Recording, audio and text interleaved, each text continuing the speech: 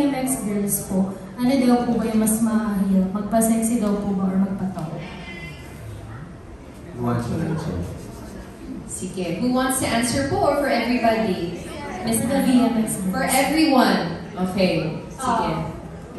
Ano po yung mas Magpa-sexy daw mahirap? po or magpatawa? Mas mahirap po. Sexy or magpatawa? Actually, siguro para sa akin magpatawa. Ang mahirap pag kasi lalo na pag may problema ka, gano'n. Ang hirap kaya magpatawa. Pero pag sexy, nasa personality ko na siya eh. I mean, gustong-gusto ko pag... Overconfident. I mean, kasi mahilig ako talaga magpa-sexy eh. So, normal na lang siya sa akin. Galing ako sa pagbibikini open. So, sobrang easy na lang. Yes, naman easy. Pero yun, napapatawa. Sobrang bago. Pero hindi siya ganun kahirap. Kasi dito sa comedy show, ano siya eh, wala siyang heavy scene. Kaya medyo okay siya. Hindi naglalaro yung emosyon namin. Okay, siguro we'll do row 2 muna, and then 3, and then 1. So we have order. Okay? Yes, your turn. Kung ano yung mahirap, sexy or comedy. Para sa akin, balance. Kasi nag-e-enjoy ako sa ginagawa ko. Kasi pag comedy, kailangan kasi yung timing yung bato mo. Kasi audience kasi kailangan humingiti ka. Para sa akin talaga pantay lang. Nag-e-enjoy talaga ako. No, we'll do row by row. Okay lang ba? Sunshine muna. For me, pagpapasexy kasi ang kalaban ko number 1 is my dad, religious family. I remember my first movie which is Kaka. The moment na hiningi ko talaga, bawal nun eh. Liquor ban kasi ECQ. So humingi ako ng favor na mag-drink ako ng alcohol. So I remember nun, after lasing na ako. So after ng set, malakas ng loob. So for me, napakahirap magpa-sexy. Then right after, tumakbo ko sa swimming pool, I jumped and then I cried. So ang pagpapatawa, sobrang light. Ang gaan ng soul ko. I'm surrounded with mga eklabu bakla, so it's easy for me. Papa-sexy for me is the hardest. Yes. Sa akin naman, bakit sila maniwala? Ang mahirap sa akin pagpa-sexy. Kasi 1990s pa ako nagsisexy na. And then kasi in my part kasi, parang they know that I'm the eldest and mas experienced na sa ganitong klaseng trabaho. So they expect more. Always more, like palaging kung halimbawa sa grupo namin, sa isang movie, pag hindi kaya ni ako ang gumagawa. Alam niyo po yun, ako po ang gumagawa. Kaya kailangan may diin ang actingan, ang love scene, ganun. So, ako po ang gumagawa dun. So, ang sa akin kasi, yung sa naman, mas madali sa akin yung comedy. Kasi, komedyante talaga ako sa totoong buhay, in my own way. Nagka-crack po ako ng jokes, kasi lalo na pag boring yung nasa lugar ako na boring. Hindi ko lang masyado nalalabas dito. Siyempre, we have to follow yung script. Pero, komedyante daw po talaga ako. Kasi ayoko ng boring na buhay dahil marami na po akong problema para i-bore ko pa siya ng gano'n. Kailangan ko naman pang masaya. Yan. Hello. Ayun, for me po, pagpapasexy din. Kasi sa pagpapatawa, nasa personality ko rin, masayahin ako tao. And actually, ako yung laging bangka sa samahan. And sobrang daldal ko po talaga. So, ayun, para sa akin siguro yung pagpapasexy. Hello po. Para po sa akin, personally, mas nahirapan po ako doing comedy. Share ko lang po yung experience ko. During the audition. I really thought that I wasn't gonna get the part kasi sinasabihan po ako ng director namin na kapag nagbabato ka ng linya, huwag ka matatawa. Huwag ka matatawa doon sa binabato mo. huwag ka matatawa dun sa binabato ng scene partner mo. Eh, tawa ko na tawa. So, sabi niya kasi na if kung natatawa ka, you're not able to sell the joke as something serious at hindi makaka-ride yung audience. So, parang dun pa lang, hirap na ako. And I really thought that I wasn't gonna get the part. So, ayun, mas nahirapan ako dun sa comedy part. Kasi doing the sexy stuff, as you may know, I already do hardcore pornography as a source of income. So, parang, ano na lang sa akin yun eh, parang yun na yung bread and butter ko, yun na yung breakfast, lunch, and dinner ko. So, comedy is something very newfangled to me, and I had difficulty learning it, pero nakaraas naman po, like everybody else. I think we all did a good job. Yes, you did. Maraming salamat. Moving on. I know we have an answer. Kanina ka pa ready. Let's go. Siguro po para sa akin, yung mahirap po kasi, nakadepende yun sa personality na meron ka. For some, mas mahirap yung pagpapasexy. For some naman din, mahirap yung comedy. Pero para sa mga tao na like merong bubbly personality, mas magaan talaga yung comedy. Kasi doing sexy is like parang nakakasawa yung lagi kang nasa sexualize. So doing comedy, parang hindi mo lang may papakita yung pagiging sexy mo, kundi may papakita mo rin yung personality mo na matagal mo nang tinatago, na hindi ka nabigyan ng opportunity ng iba. But this show gives us opportunity to para i-portray yung mga character na tinatago ng bawat isa. Like, for some, akala mo mataray, pero ay, kupal, joker, comedy, ganon. So, yun lang po. So, nalabas yung kupalness of some of the girls here. Okay, interesting. Thank you. For me po, mahirap sa akin comedy. Kasi hindi ako witty na tao. Hindi ako mahilig masyado mag-joke. So pag nag-deliver ako ng lines, parang nauuna pa yung tawa ko kasi nabasa ko na yung lines eh. Nakakatawa, kaya natatawa ako. So, sa pagpapasexy naman, I think given naman, para sa akin hindi ko nilalahat, pero sa akin given na yung pagpapasexy, kaya mas more madali siya sa akin. Ako naman, for me, parang mas mahirap yung pagpapasexy kasi yung ibang roles na napupunta sa akin, parang hindi ko siya personality. And yun nga, sabi ni Ken, hindi talaga maganda yung lagi ka na sexualize. So, yung personality ko kapag nakilala ko ng tao, talagang pala-joke ako. Tapos parang common na sa akin yung maligalig talaga ako. Pero pag sa mga roles na parang sobrang wild, parang medyo, ay okay, paano ba to? So, ayun, parang masabi ko, mas mahirap magpa-sexy.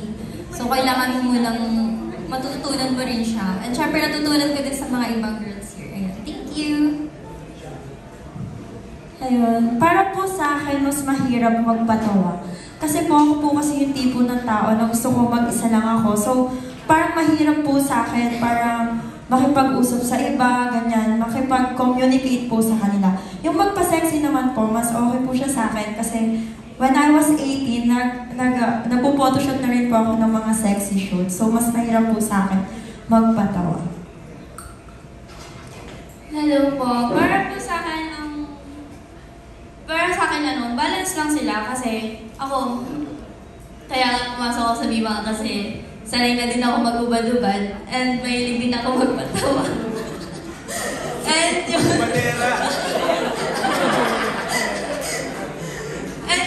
wala naman mahirap sa akin. Kasi lahat naman, kaya ko naman gawin. Yun. Nawad ko lang sa iba. Para sa akin po, hindi sa pagpapasexy ako nahirapan kasi I had an issue with my family bago ko. Nung nag-Viva Max ako, kasi kakagraduate ko lang po tapos ang dami po sa family namin na judgmental, even yung mga taong kakilala ko. So lately ko lang po napapayag yung parents ko na dito sa Viva Max. So, pero ngayon na-embrace ko na po siya kasi it's work naman and pangarap ko po talaga mag-artista bata pa lang. Sa comedy naman, I think madali lang din siya sa akin kasi feeling ko may humor, pero medyo dark yung humor ko. So, pero kaya rin naman.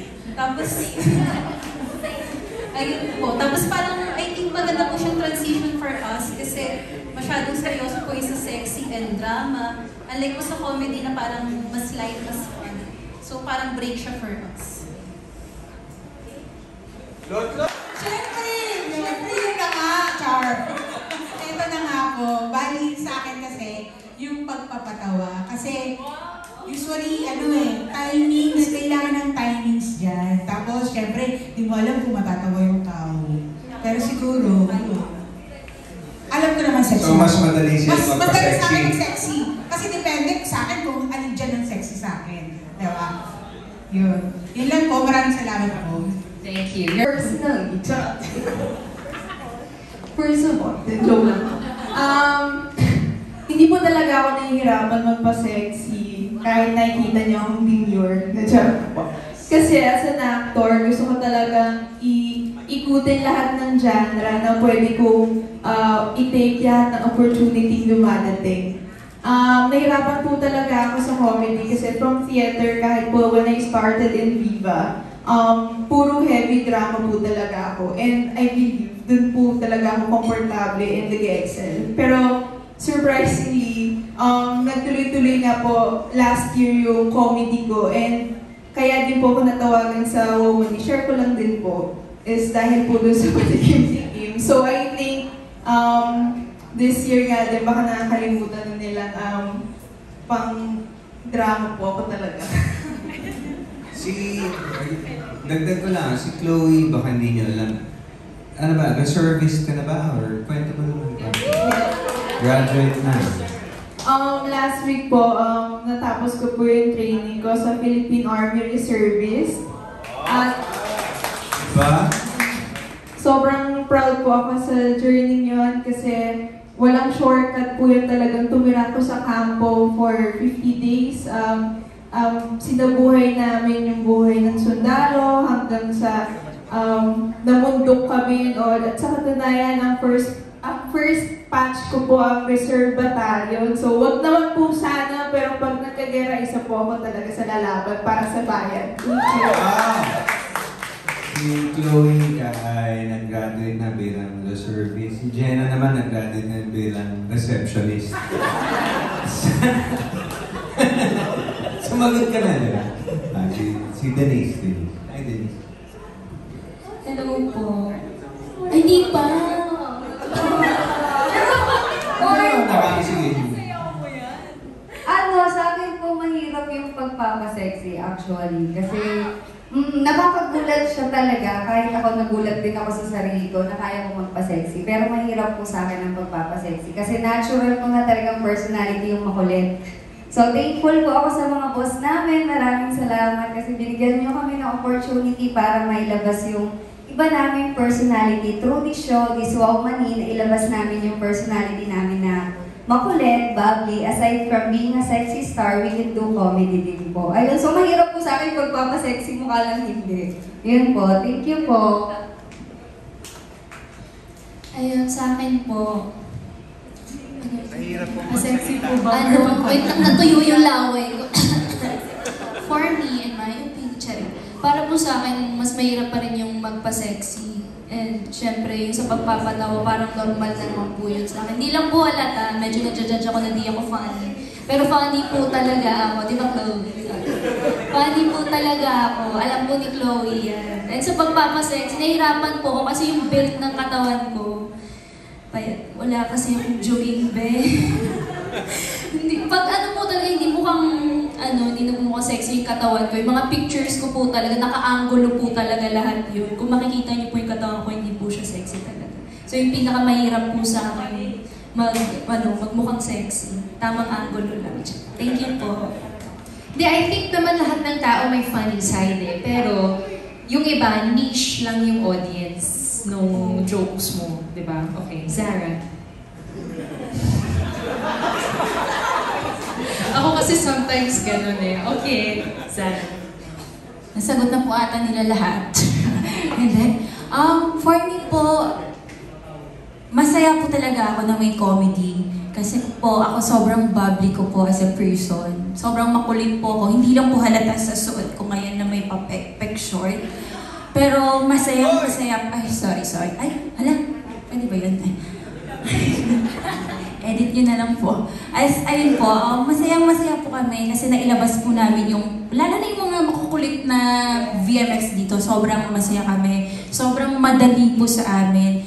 Kaya for me naman po, mahirap din talaga magpa-sexy. Lalo na paglabas mo ng bahay, pupunta ka ng Viva, kailangan nakakapagod magpaka-pabebe, nakakapagod maging, alam mo yun, kailangan paglabas ko, sexy na ako. Kasi yun nga yung image na gusto makita ng mga tao, na gusto din namin na ibigay sa kanila. Kaya, ayun, sana tumagal to and supportahan niyo po. Thank you so much. Miss Universe, Ayun, for me naman, balance at the same time kasi from wholesome ako, bigla nag-transition into sexy. So parang, hindi lang naman sa akin, madali naman magpa-sexy, pero alam mo yun, iniisip ko pa din yung perspective ng bawat tao kasi hindi naman natin maiwasan, di ba? Na yung iba, magba-body shape, ay ganyan pala yan, hindi naman makinis. Sa iba yun, hindi sa akin. So parang sa akin, in general na lang, gano'n. In general. So, ayun. Tsaka, syempre nursing student din ako. So, medyo kailangan balance pagdating sa work, hubadera, tapos pag umaga, demure, ganyan. Syempre, yan, sa comedy side ko naman, sobrang happy ako kasi nalabas ko yung funny side ko. So, nalalabas ko dito yung ginagawa ko sa set na nagtutunog aso. Ayan. So, sayang hindi ko nagawa. Samot. Yun yung pinaka-hidden talent ko. So, hindi na siya hidden. So, yun. Pusa. Kaya ko din po, kahit kabayo. Pusa? Kabayo. Ayoko na. Tama na yun. Manood na lang po kayo ng Wow Panay. So lastly po kay Sir John, napansin ko po kasi na very reliable kayong kuya sa mga VMX girls. So ano pong na-realize niyo sa sarili nga habang katrabaho niyo po sila? Hindi, that is my main role here. Kaya ako nilagay dito is to be the kuya, be the guide, be their guide, to make them feel, unang-una to make them feel comfortable doing all of this. So kaya yun talaga ang main reason kung bakit nilagay ako dito. Thank you po, congratulations. Thank you. Jano, so akala ko ikaw yung nag-pitch sa Viva. Hindi. Hindi pala. Gano'n na lang kalaki yung, ano mo? Alin? Yung, totoo ba? Totoo ba yung dati pa chismis and just? Hindi. Gano'n kalaki yung participation mo creatively dito sa... When the director, nabuo na niya at na-pitch na niya kay Boss Vic, kasama na kaagad ako, hinahanap pa yung mga girls, nag-audition pa yung ibang girls. Kasama na kaagad ako sa production meeting. So, doon pa lang, alam mo naman ako pakilamero ako kahit hindi ko trabaho yun. So, para mapaganda yung show, pumupunta na kaagad ako sa mga meetings sila, suggesting this and that. Tapos, so far dyan sa mga girls, huwag namang magselo sa iyo, but you can name drop kung sino yung parang may comedy timing talaga. Parang mahirap naman mag-ano. Mahirap naman. Parang hindi tasteful to answer. But a lot of them have comedy timing. Siyempre, yung mga marami ng movies na ginawa, mas easier for them na yung timing. Tapos last na lang, Manny o Pechay, joke lang. Manny.